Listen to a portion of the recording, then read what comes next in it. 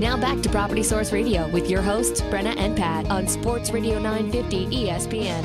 I'm Brenna Hartman, the Fixie Chick, and you're listening to Property Source Radio. We are in the studio live drinking our official coffee, darkhorsecoffee.net.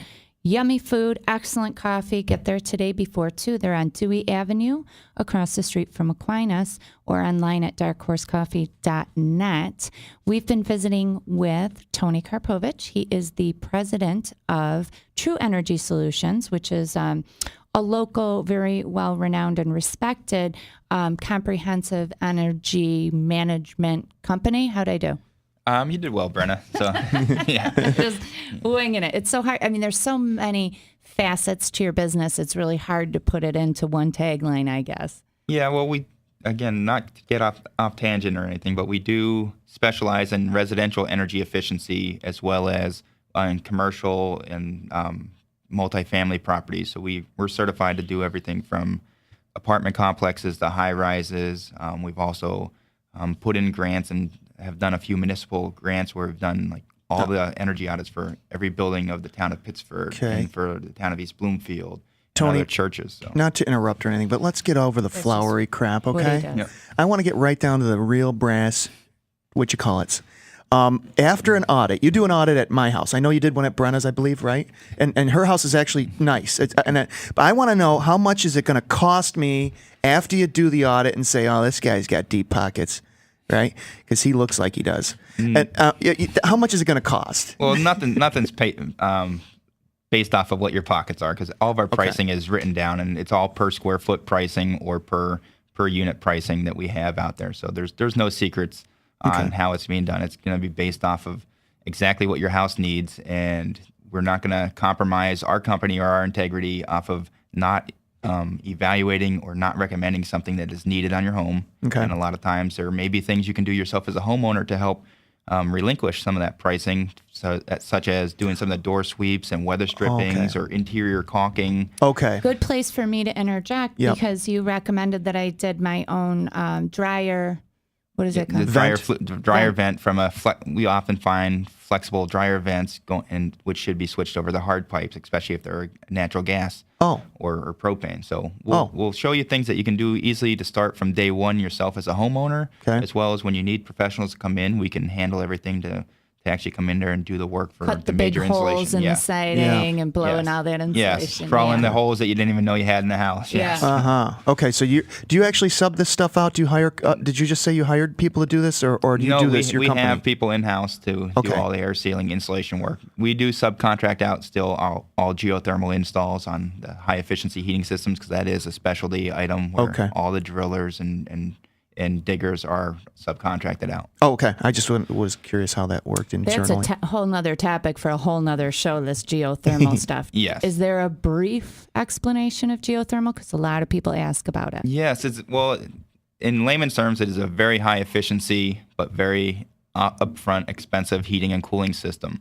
But what you're doing is utilizing the constant temperatures of the earth as your energy bank and heat transfer bank, and running it through a heat pump and refrigeration cycle to get up to 400% energy out of what you're putting into it. Does it get you off the grid, so to speak, or self-sufficient? It's not going to get you off the grid because it's an all-electric load. So you're not. What you're doing is you're not burning any natural gas or fuel oil or propane to operate. You're only running electricity to run a few pumps, circulating your ground loop of your water and glycol solution, running a fan that you still need to circulate the air through the house or pump your water through the house if it's on a radiant system, and run a compression cycle. So you have a small compressor that's in the air handler that runs all the refrigeration and creates the temperature change. Cool. Tony sounds very knowledgeable. A little bit. Yeah. You think? Yeah. A little bit.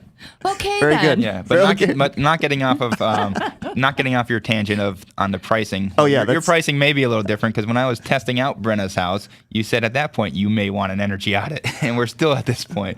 So sometimes it's the demand, and sometimes it's necessity on when people do call us. But we're out there to. There is no wrong time of the year to actually have the energy and audit, because we're testing everything under the same conditions, whether it's hot or cold or indifferent out there when you're in the spring and fall. But as we start getting into the fall, there does get the rush. So our lead times always do extend out 3, 4, 5 more weeks during as you start getting into the later fall. So you spent 3 minutes still dancing around the question, how much is it going to cost, Tony?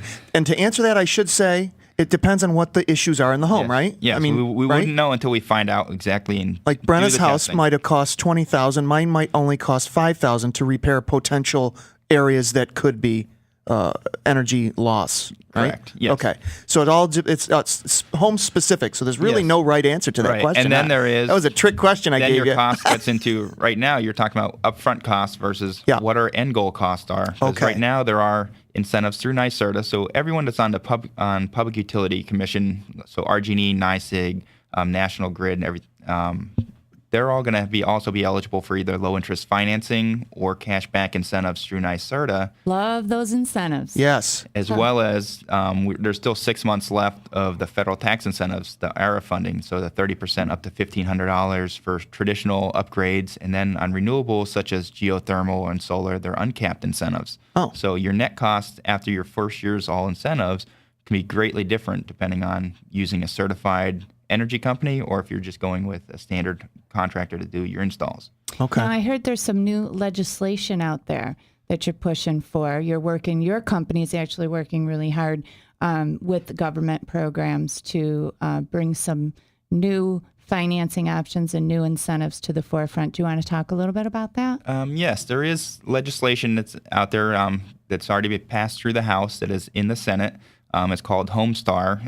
Everyone was familiar with the term cash for caulkers that they came out with after the whole cash for clunkers deal. Yep. And what that's going to do is trying to spur home improvements a little quicker, and especially since the construction industry was one of the hardest hit for unemployment because of people lack of building or investing into their homes and doing that remodeling, is going to give upfront incentives. So depending on what systems you're actually replacing or the comprehensiveness of what you're replacing, there will be upfront incentives that can range from $1,000 to $8,000 off upfront. So that's significant. Up front. That sounds good. I'm loving it. Yeah. Pat Coyne, Brenna Hartman, the Fixie Chick, and Tony Carpovich on Property Source Radio.